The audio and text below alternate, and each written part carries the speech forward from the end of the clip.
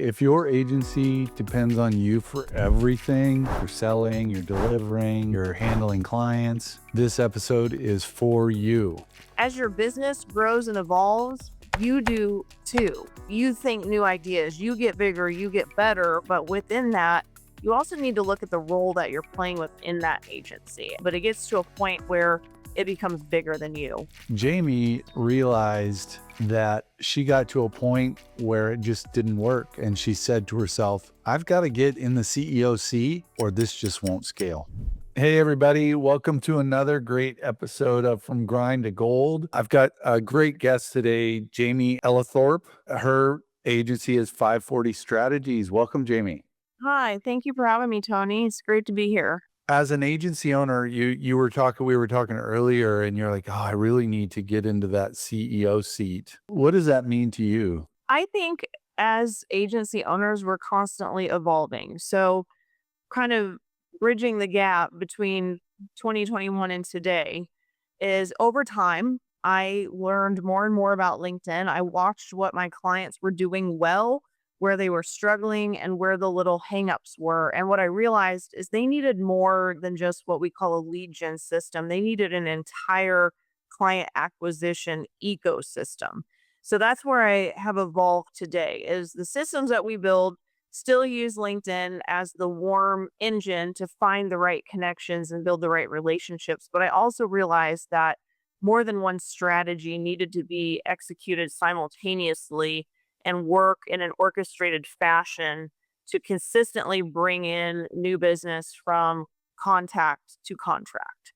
So that's where I'm at today. And as I've grown, and you and I were talking earlier, is that as your business grows and evolves, you do too.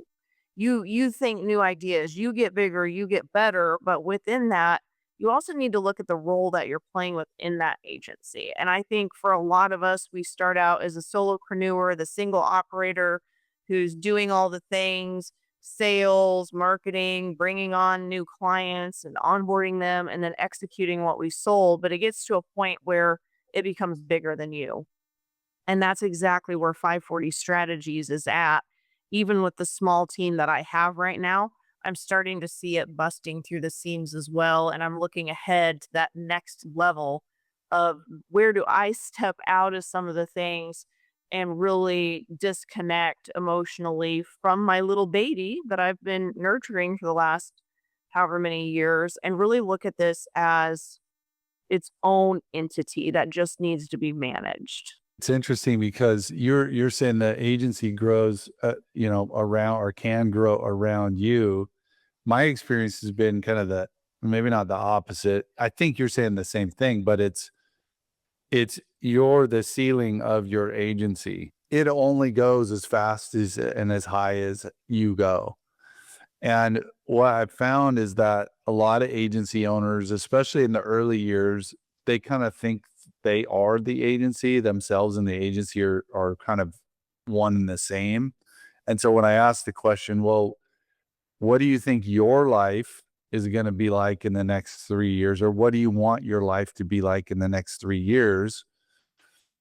A lot of agency owners say, oh, my agency is doing this. My agency is doing that. I have these goals. And that tells me right away, oh, wow, they think they are their agency because I asked them about their life. Because what should really happen is as you scale and grow your agency and you kind of evolve yourself, you're going to have more time, more freedom. You're not going to be in all the sales calls. You're not going to be managing all the clients. You're not going to be collecting all the money. You're not going to be, these are things. And so what do you do with your time? I know this is a big question, but it's like, what do you see your purpose being if it's not running an agency? If you fast forward and say, all right, this agency asset is running. Yeah, for me, 540 Strategies is a mission.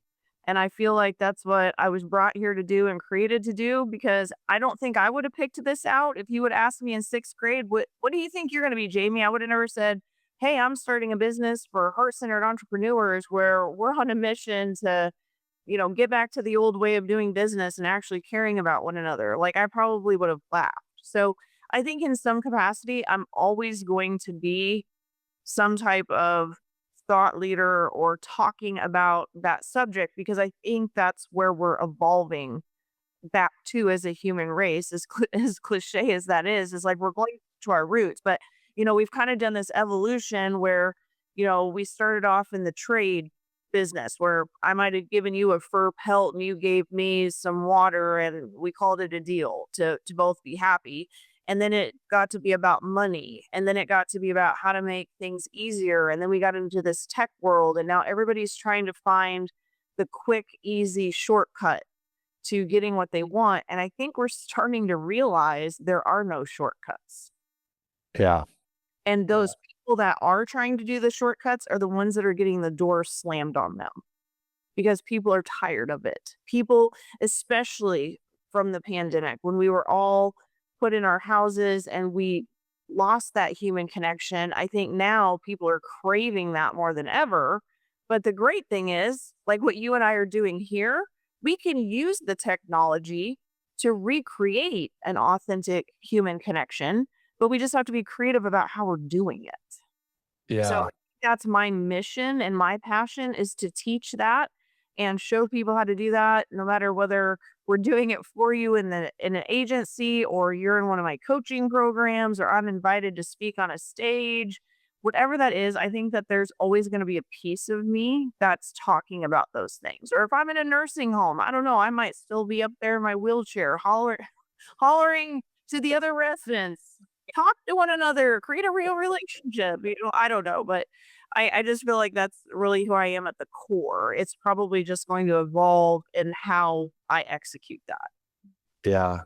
I completely think you're onto something about it's funny that we say we have to go back to having relationships, but um, you know, it is true. There was a lot of separation and people long for connection in more ways.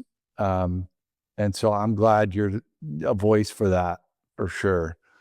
And I think that's one of those things that's going to be inside of your core values and culture of your agency that that people are going to benefit from. So really appreciate you carrying that message. Yeah, absolutely. I wouldn't have thought something so basic was so refreshing, but it seems to be in today's world is that more and more people are evolving away from having to talk to people, and instead it's embrace it because that's where you can be refreshingly different. Yeah, absolutely. Absolutely. Well, and to be have a relationship with someone else, business relationship or otherwise, you really have to understand, go in a little bit yourself. One of the things that we developed is these five archetypes, agency owner archetypes, because a lot of evolving an agency is also evolving yourself. And I think understanding yourself and what you care about and not in a selfish way, but just understanding who you are and what you bring to the table helps you also understand other people and what they bring to the table. And if there's a match, in terms of long-term relationships. Hey, thank you for watching today's video. Wanted to take a little break here and ask you something. If you are a marketing agency owner and you're feeling successful about what you're doing in your agency, you're making money, things are going well, but you feel a little bit trapped and you're kind of searching for that next thing, that next big thing to solve, I just encourage you to stop for a second. And before you decide what to do next, learn your agency owner archetype. It's free. It teaches you about your personality and your identity and why your identity keeps you in a loop of making the same move over and over again and makes it so that you and your agency are kind of stuck in the same place. Anyway, it's a great report. It only takes a few minutes to fill out. Get your agency owner archetype today. And thanks for watching.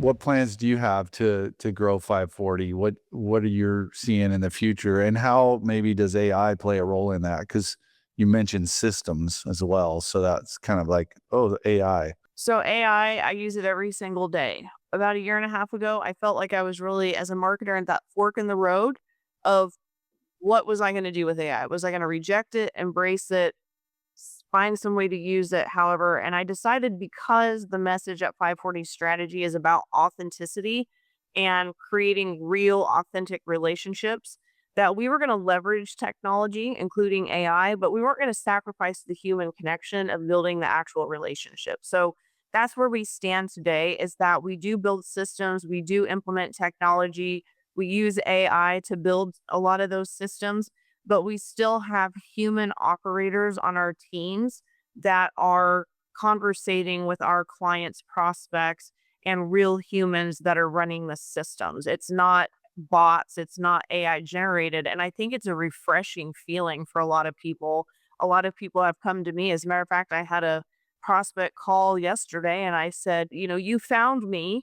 I would be curious to hear what you felt different. And that was exactly the feedback. They said there's something different about what you're doing. And I think it's because we've kept that human touch into it. But as far as where I feel 540 is going to go, is I'm really looking at it as a movement. I feel like people are craving real connection now more than ever. And so the question is, how do we keep that authenticity while being able to scale? How do you think relationships are gonna develop? What are some of the skills people are gonna need to have, either as agency owners, get more time and more freedom, or just people in general? I go back to how we're built as human beings. And if you really look at how we're wired, relationships will and always will be the same. And the strategies behind building a relationship is never going to change.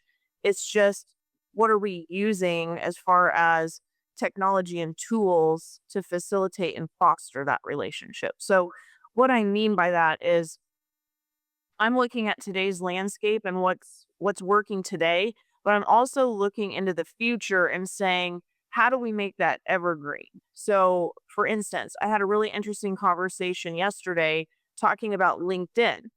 Now, a big part of my business is built on LinkedIn, but I also see that there's going to be a day that LinkedIn is going to be in the past, like so many of the other social platforms that have come and gone.